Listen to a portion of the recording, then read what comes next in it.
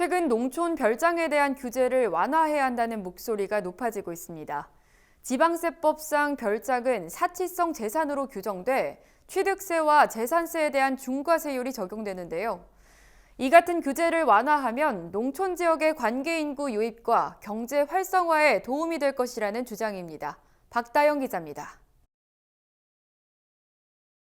농촌 별장에 대한 중과세 기준을 완화해 농촌 경제 활성화를 도모해야 한다는 목소리가 나왔습니다. 한국지방세연구원은 최근 이 같은 내용을 담은 별장 중과세 제도 개선 방안 보고서를 발표했습니다.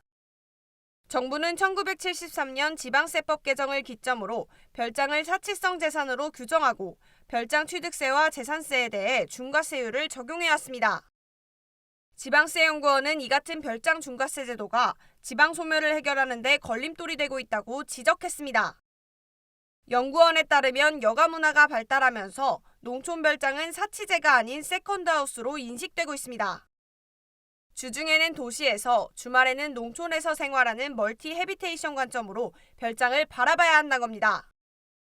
하지만 이 같은 추세 변화와 달리 제도는 도입 당시 그대로여서 현실과 제도 간의 괴리가 커지고 있다는 지적입니다.